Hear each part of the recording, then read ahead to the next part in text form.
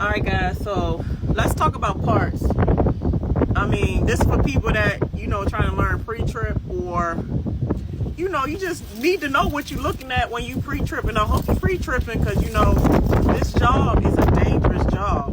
And one thing that you overlook or don't check could cause your life, or it can cause lives, because the trailer either flip over, fishtail, and anything. When it comes to these tires, brakes, airbags, especially wheel seals, all that stuff could cause you to lose control of your vehicle. So let's talk about parts. So this doohickey right here, this is an airbag.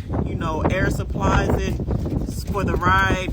And then that is your shock absorbers, which controls the height of the trailer. And then this part right here is your brake drum. These are your brake shoes. This right here, I think that's your S-cam. Of course, these are your tires. And then you have that piece, that big piece, that's your air tank. That's the tank that holds air to supply air to your brake chambers. So let's see if I can find the brake chambers. And then you have the air hoses that go from the air tank to your air chambers. And like this right here, these are your ABS sensor lines. So a lot of times when you get that ABS that comes on your dash, most likely this sensor line done went bad. The sensor and the wheel done went bad, so you just gotta replace the sensor. And usually, there's actually airlines on most hubs. This is considered a hub. This is your tire, in the middle is your hub.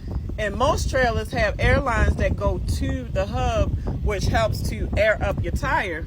That's why sometimes if you have a flat tire and you just turn the truck on and ride on it, sometimes that air system they got on that will air it back up to where you can lock up and you might can pump the tire up. Because sometimes, the tires will lose air if the trailer or truck, well, maybe we talking about the trailer been sitting for a while.